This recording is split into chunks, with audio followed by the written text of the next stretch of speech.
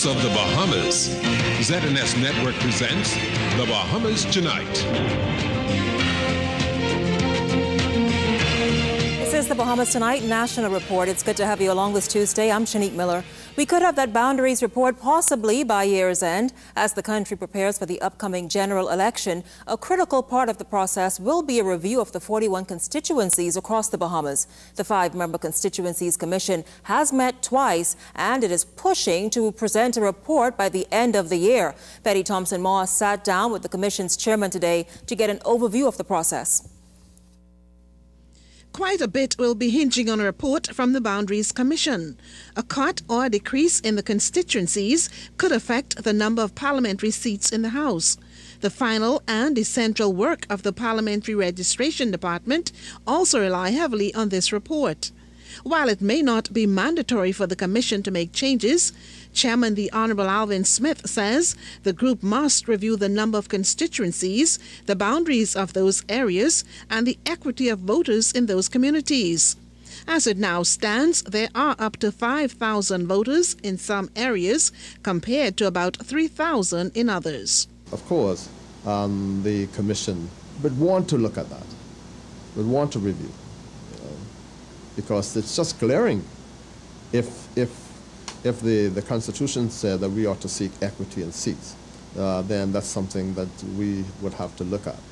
To date, 136,000 persons have registered for the upcoming general elections. This figure makes it easier for the Boundaries Commission. That gives us, in our view, a very good and strong indication of where the population shift is. What areas have been reduced in terms of numbers relative to what they were in 2007, and what areas, what constituencies would have increased in numbers compared to what they were the election before. As the Commission studies the current register, it is also essential to have clearly defined boundaries and not imaginary lines or those that do not follow a defined path. As much as practicable, we'd like to have defined lines that persons can actually see. As far as that is practicable, we'd like to do that. In fact, not just we like to do that. I think every commission, prior to the one we are sitting, the one that's meeting now, also wanted to do those things, but there were some boundaries that had imaginary lines. The Commission is pushing to complete its work before year's end, and this is what the 5-member team will be looking at. We are only looking at numbers and nothing else. The 2007 Commission report was presented 2 months prior to the general elections. This time around, the Commission is hoping to give voters and candidates ample time to know their constituencies and allow for a smooth electoral process in the Bahamas. Betty Thompson-Moss, ZNS News. Well, it's only a matter of time before those anti-crime bills are signed into law. Last night, we took an in-depth look at the new Firearms Act. Tonight, we continue our look at what the amendments proposed. Anthea Smith talks about the amendments to the Bail and Drug Acts. No bail for murderers, rapists, and those who harm children. It's a cry many Bahamians have been echoing for years now, and an issue that has long been a sore spot in the country. So to bring more clarity to exactly what the government has planned in the amended Bail Act, we're breaking down the new rules. According to the amendments, magistrates have no jurisdiction to grant bail to any person charged with a serious offense, as that will now only come from the Supreme Court or the Court of Appeal. Additionally, judges will be required to take into primary consideration 3 critical things before granting bail: the need to protect the safety of the public, the safety of the victim or victims, and the nature and seriousness of the offense and the nature and strength of the evidence against the defendant. Judges are being required to carefully consider these critical factors prior to granting bail in murder, armed robbery, rape, attempted murder, firearms, ammunition and explosives possession, drug possession with the intent to supply, and a number of offenses under the Sexual Offenses Act, such as rape, sexual relations with a minor under 14 years old, sex with a dependent, or in instances of incest, sexual relations with someone suffering from a mental disorder. And then there are amendments to the Drug Act, which provide for a range of increased terms of imprisonment in the magistrate's court for possession with the intent to supply drugs to a child or young person, engaging in a continuing enterprise, and any offense for which no other penalty is provided.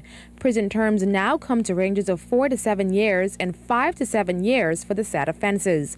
The amendments also note that any prison term the court imposes shall not be reduced on the basis of good behavior. Thea Smith, ZNS News. Meantime, a 3-year-old drug and firearm case involving Melvin Maycock Sr. came to an end today, with the court sending the father of 5 to jail. Fern Carey has more on today's sentencing.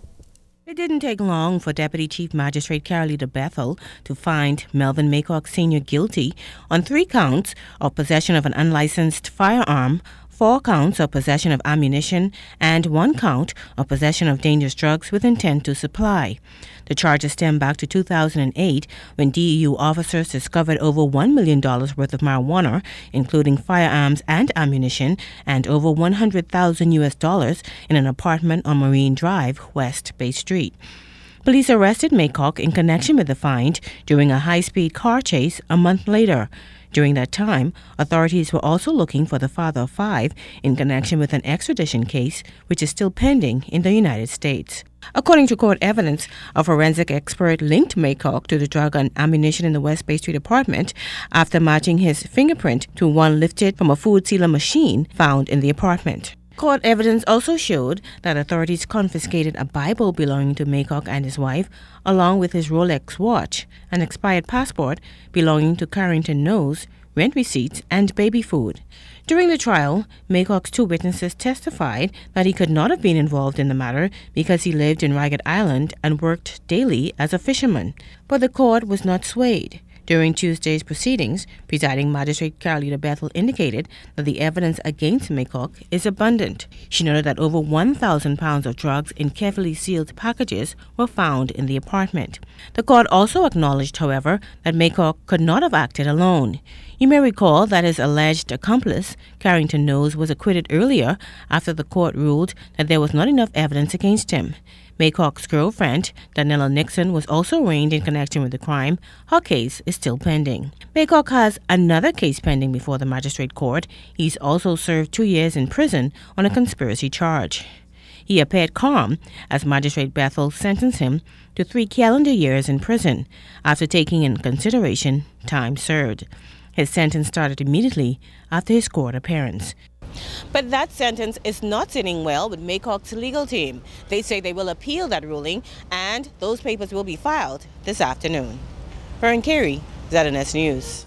Late this afternoon, Cabinet Office confirmed that the 90-day temporary ban on the export of scrap metal, which was implemented on 27th of July, was extended by 2 weeks to the 11th of November, at which time the Pawnbrokers and Second-Hand Dealers Act 2011, regulating the export of scrap metal, will have entered into effect. The new act requires all businesses dealing with the export of scrap metal, including gold, to be licensed under the Business License Act. Under the provisions of the new law, business owners or dealers engaged in the export of scrap metal will have the duty and responsibility to verify the identity of customers and maintain records of all transactions. Scrap metal export businesses will also be subject to monitoring by a police-designated administrator.